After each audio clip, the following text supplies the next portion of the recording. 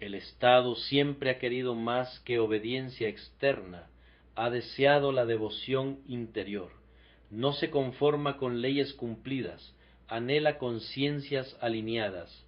No le basta con cuerpos ordenados, aspira a almas tranquilizadas. Y cuando ese deseo se reviste de promesa, seguridad, progreso, estabilidad del corazón humano, fatigado por el caos, escucha con una atención peligrosa. Así comienza la seducción, no por la fuerza del hierro, sino por la suavidad del argumento que promete descanso sin arrepentimiento. Porque el alma, cuando está cansada, confunde alivio con salvación, busca refugio donde puede, y el poder se presenta como abrigo. Dice, entrégame tu temor, y yo te daré orden. Dice, entrégame tu voz, y yo te daré paz. Dice, entrégame tu discernimiento, y yo cargaré el peso por ti. Pero todo poder que exige la conciencia como peaje no es refugio, es altar. Y todo altar que no es de Dios termina pidiendo sacrificios que no puede redimir. La profecía más oscura no es la del control visible, sino la de la comodidad espiritual, no la del soldado en la calle, sino la del silencio en el púlpito, no la de la persecución abierta, sino la de la fe administrada. Cuando el Estado aprende a tranquilizar la conciencia en lugar de oprimirla, ha avanzado más lejos que cualquier tiranía, porque el alma dormida no resiste, coopera.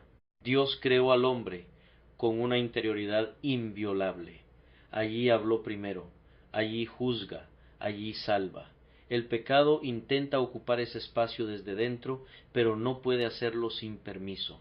El poder, en cambio, aprende a pedir ese permiso con lenguaje moral. Se presenta como protector del bien, árbitro del orden, guardián del futuro, y la Iglesia, si no vela, comienza a confundir cooperación con fidelidad, respeto con reverencia, ley con señorío. Hay una guerra invisible por la imaginación moral del creyente, una guerra por definir qué es bueno, qué es necesario, qué es inevitable. Cuando el Estado define estos términos sin referencia a Dios, el alma comienza a ajustarse, primero en pensamiento, luego en lenguaje, finalmente en convicción, y cuando la convicción se desplaza, la fe se vuelve frágil, moldeable, útil. Ya no confronta, acompaña. Ya no llama al arrepentimiento, ofrece consuelo sin cruz. El pecado encuentra en este clima un aliado silencioso, porque el pecado no necesita ser celebrado si puede ser normalizado. No necesita aplausos si obtiene tolerancia. Y la tolerancia, cuando se institucionaliza, se vuelve catequesis. Enseña qué callar, qué relativizar, qué olvidar. Así se reescribe la conciencia colectiva, no con blasfemias, sino con omisiones. Dios, sin embargo, no abdica su trono interior. Cuando el alma comienza a ser reclamada por otros señores, Él envía inquietud, un desasosiego santo, una pregunta que no se calla, una incomodidad que atraviesa liturgias y discursos. Es la alarma de la eternidad sonando en el pecho. No acusa, despierta, no grita, insiste. Cristo se forma en el creyente precisamente en ese conflicto, no cuando todo es claro, sino cuando la fidelidad cuesta, no cuando la obediencia es celebrada, sino cuando es sospechosa. En ese punto, el alma descubre si su fe era heredada o vivida, si su esperanza dependía de estructuras o de promesas eternas. Allí, en la fricción, el espíritu talla con precisión, quita el miedo que busca protección y deja el amor que busca verdad. La oscuridad del corazón humano se revela cuando prefiere un bien garantizado por el poder a un bien santificado por Dios. Cuando acepta el orden sin justicia, la paz sin verdad, la seguridad sin santidad.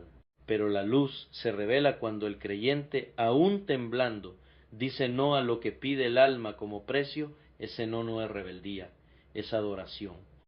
Es la rodilla doblada ante un rey invisible, mientras el mundo exige postura erguida ante tronos visibles.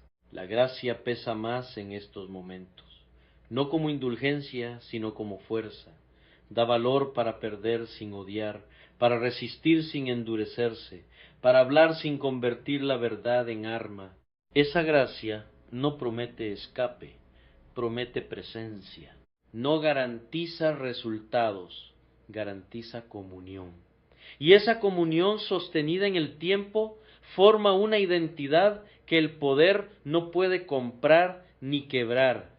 El Estado quiere tu alma porque sabe que quien posee la conciencia gobierna sin violencia. Pero Dios reclama el alma porque sólo Él puede sanarla.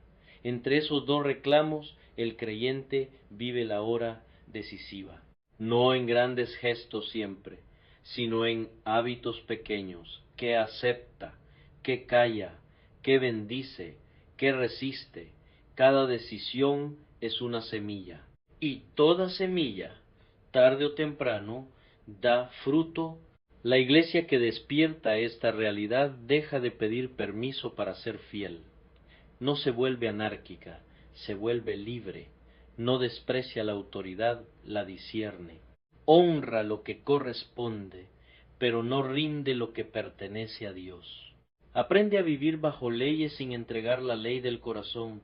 Aprende a servir a la ciudad sin dejar de ser peregrina. Y cuando el precio llega, porque llega a esa iglesia, no se sorprende, llora, ora, permanece, no devuelve mal por mal, no negocia la verdad por alivio, no sacrifica la conciencia por supervivencia.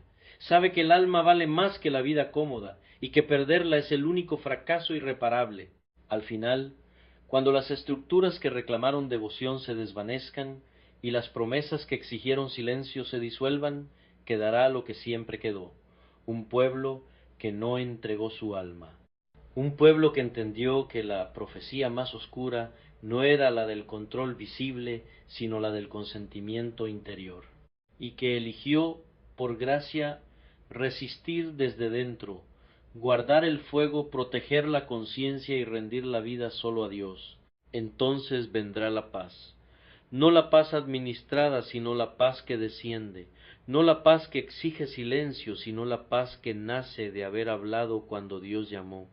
En esa paz el alma descansará sin temor, porque habrá sido guardada de lo peor, no de la persecución, no de la pérdida, no del dolor, sino de entregar lo que nunca debió pertenecer a ningún poder humano. Allí termina la advertencia. Allí comienza el descanso eterno. Y ese descanso eterno no llega como evasión del mundo, sino como consumación de una fidelidad probada en él. El alma que no entregó su conciencia descubre que nunca estuvo sola, aunque caminara sin escoltas visibles.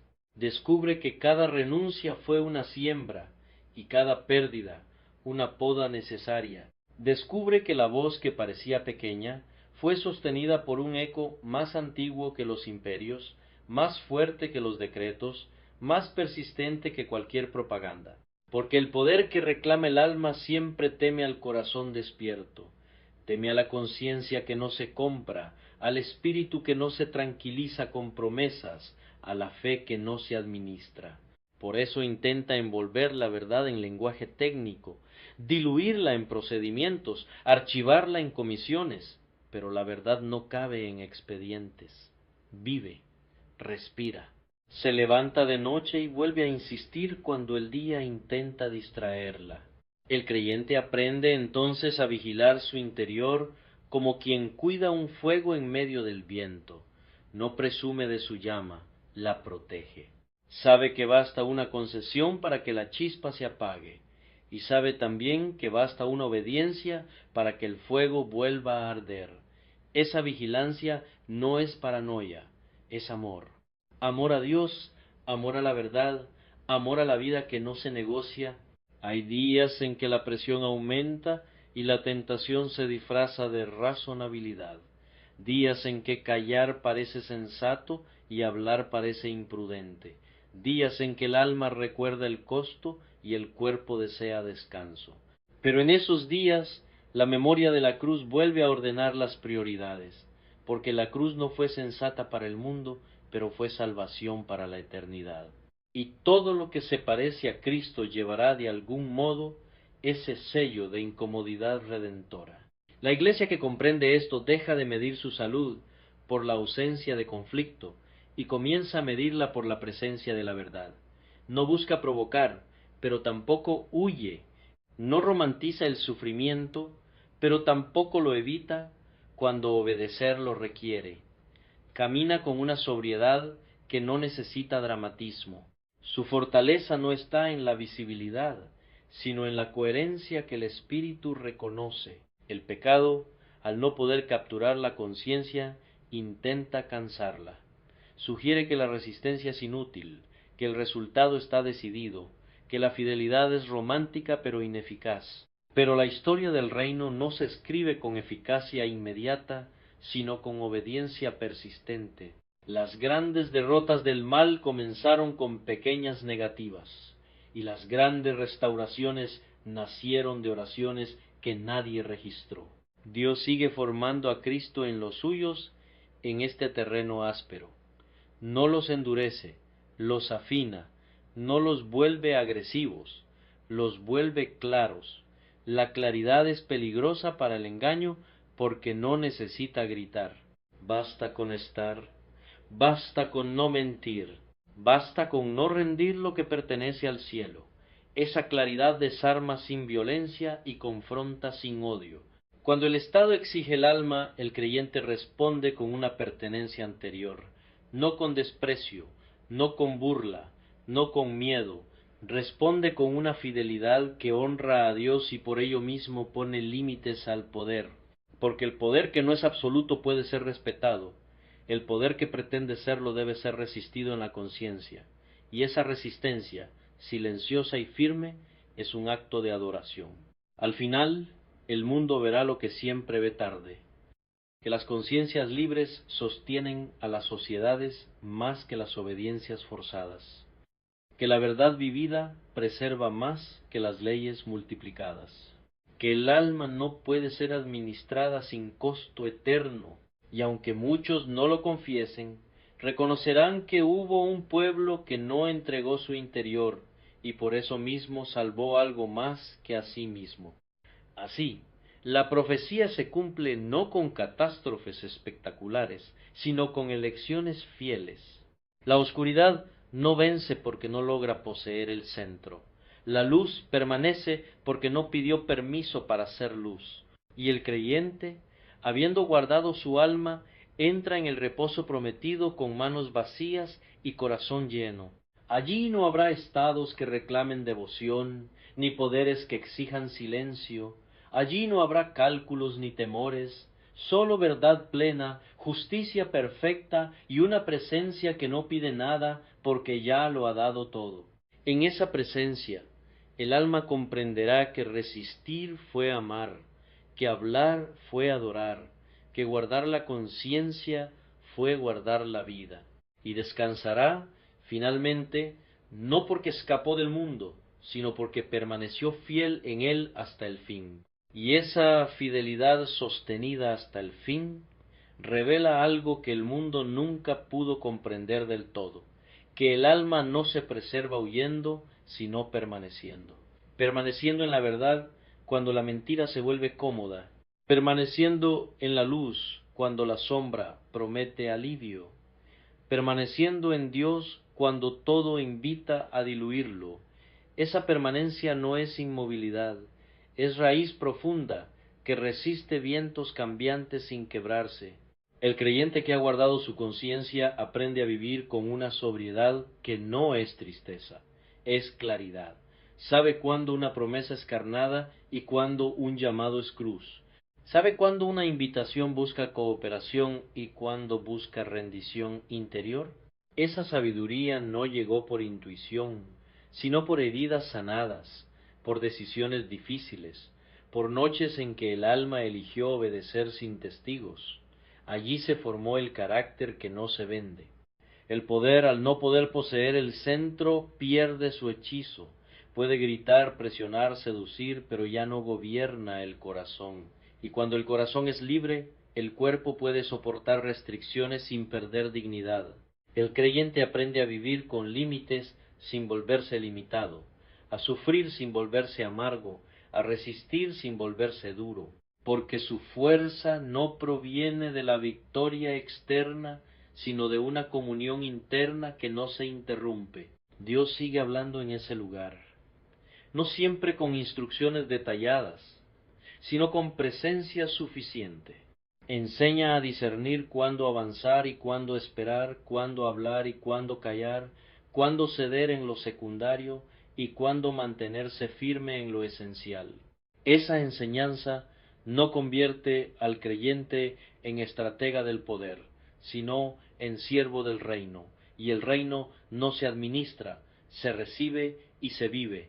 La oscuridad del corazón humano, confrontada por esta luz persistente, ya no puede esconderse tras causas nobles, se ve obligada a mostrarse como lo que es: temor a perder control, deseo de pertenecer, hambre de seguridad sin fe, y al mostrarse pierde su dominio, porque la verdad, una vez vista, no puede ser desvista, puede ser negada, pero no olvidada. Y el Espíritu se encarga de recordarla con paciencia incansable.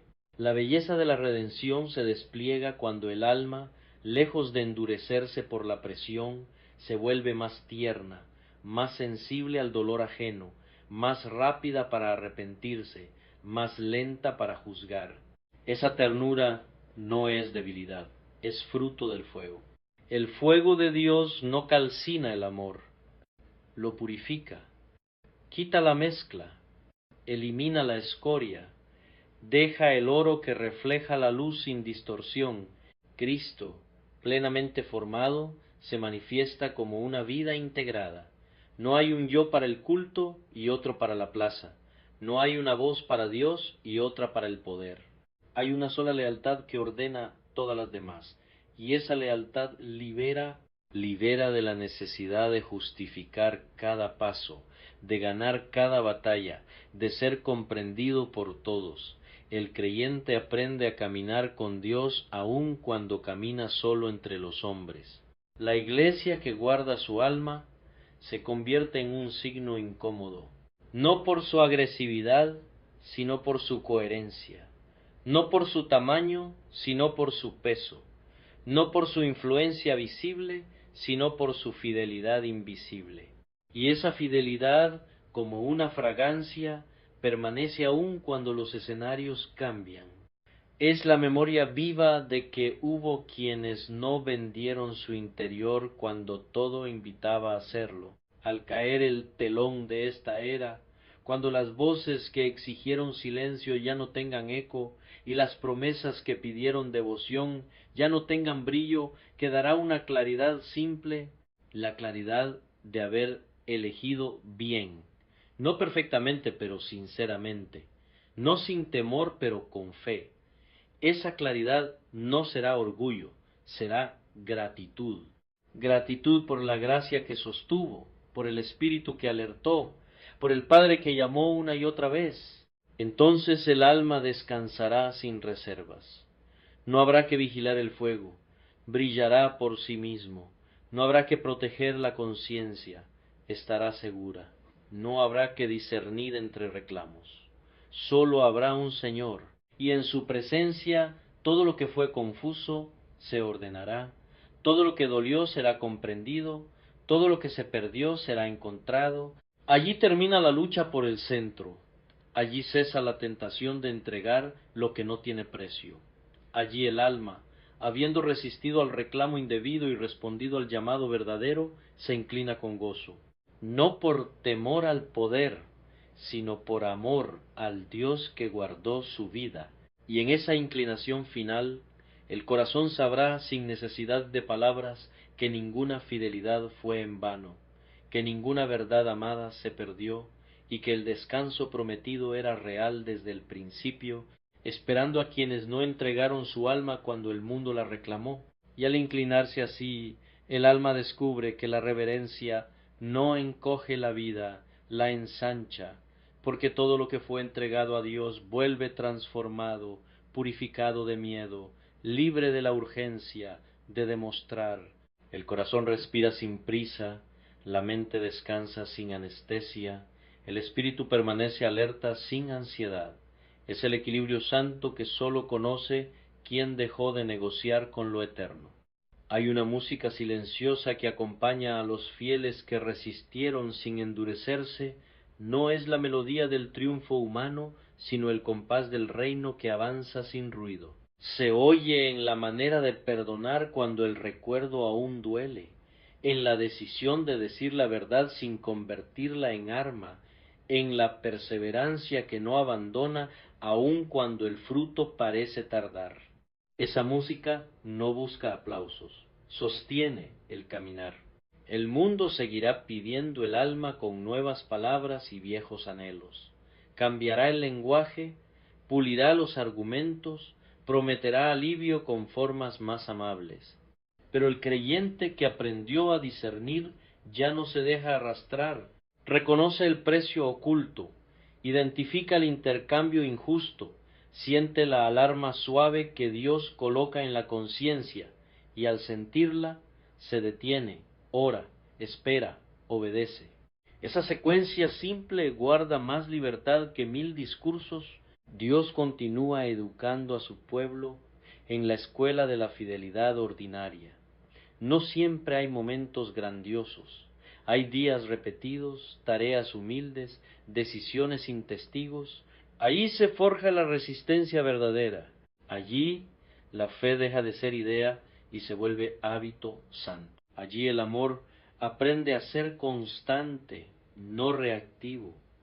Allí la esperanza se vuelve robusta porque no depende de señales favorables. La oscuridad, privada del acceso al centro, se fragmenta. Ya no puede gobernar desde dentro, solo presionar desde fuera. Y la presión externa, cuando no encuentra eco interno, pierde su fuerza. El creyente puede sentir el peso, pero no cede el timón. Puede sufrir pérdidas, pero no vende su identidad. Puede atravesar noches largas, pero no confunde la noche con la ausencia de Dios. Cristo, ya formado con claridad, se expresa en una vida que bendice incluso cuando es herida, no porque ignore la injusticia, sino porque la enfrenta con armas distintas. No responde con la moneda del odio, sino con la firmeza del amor verdadero. Ese amor no es sentimental, es comprometido, no es ciego, ve con precisión, y por ver con precisión elige el camino estrecho que conduce a la vida. La iglesia que guarda su alma aprende a ser hospital para conciencias cansadas. No ofrece consignas fáciles ni refugios ilusorios. Ofrece verdad con misericordia, gracia con arrepentimiento, esperanza con cruz. Entraña el dolor del mundo sin absorber su veneno. Sirve sin someterse, ama sin poseer, camina con otros sin perder el rumbo.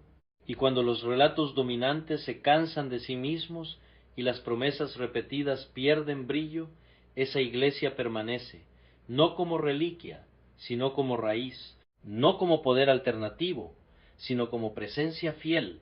Es el recuerdo vivo de que hubo quienes no entregaron su interior y por eso sostuvieron la posibilidad de futuro cuando todo parecía cerrado. Al final de la jornada, no del día, sino de la historia, la verdad no pedirá defensa. Se presentará por sí misma, plena, indiscutible, luminosa, y los que la amaron, antes de verla triunfar, no sentirán sorpresa, sino reconocimiento. Dirán en silencio, esto era, esto es, y el gozo será completo porque no dependerá de haber tenido razón, sino de haber sido fiel.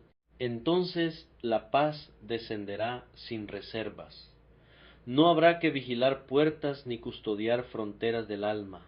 No habrá que discernir reclamos ni medir costos. Todo estará ordenado bajo un amor que no exige intercambio ni teme la libertad. El descanso será profundo porque la lucha habrá cumplido su propósito.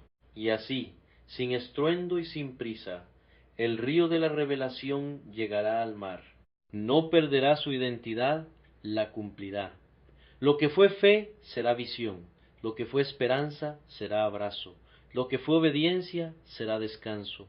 Y el alma, habiendo rechazado el reclamo indebido y acogido el llamado verdadero, reposará en la presencia que siempre la llamó por su nombre. Allí donde no hay poder que reclame ni miedo que negocie, la vida encontrará su forma final. Verdad amada, conciencia guardada y una paz que por fin no tendrá ocaso. Y en ese lugar sin ocaso, el alma comprende que todo el trayecto, las vigilias, las renuncias, los silencios rotos a tiempo, fue una preparación para este descanso que no adormece. Aquí la paz no apaga la llama, la vuelve clara. Aquí la verdad no hiere, ilumina. Aquí la obediencia no pesa, canta. El corazón reconoce la voz que lo sostuvo cuando otras voces prometían atajos y descansa, no por haber escapado del mundo, sino por haberlo atravesado sin perderse. La memoria, ya purificada, recuerda sin amargura. Las decisiones difíciles aparecen ahora como actos de amor, no como pérdidas. Cada no pronunciado a lo indebido resplandece como un sí dado a Dios. Cada renuncia que dolió se revela fecunda. El alma ve cómo la gracia tejió sentido donde parecía haber solo tensión, cómo el espíritu guardó el centro cuando el entorno exigía entrega, cómo el Padre sostuvo el paso cuando el camino se estrechó. El fuego que antes hubo que proteger del viento arde ahora sin amenaza. No necesita guardianes, porque no hay sombras que lo apaguen. Ese fuego es presencia y la presencia basta. No hay que demostrar nada, no hay que persuadir a nadie, no hay que defender la conciencia, todo está ordenado bajo un amor que no pide rescates ni cobra peajes. La libertad aquí no es opción, es naturaleza. El alma mira atrás y comprende que la tentación mayor nunca fue el dolor, sino la comodidad sin verdad. Nunca fue la persecución, sino la anestesia. Nunca fue perder privilegios, sino perder sensibilidad, y agradece haber sido despertada una y otra vez, incluso cuando despertar dolió, porque cada sacudida fue misericordia, cada inquietud fue cuidado, cada advertencia fue un acto de amor que evitó una entrega irreparable. Aquí la fidelidad cotidiana esa que no llenó titulares se revela como el hilo dorado que sostuvo todo. Las oraciones sin testigos, las decisiones sin aplauso, las palabras dichas con temblor y las calladas con discernimiento. Nada se perdió, todo fue contado, todo fue recibido. La economía del reino no desperdicia obediencias pequeñas, las multiplica en gozo eterno.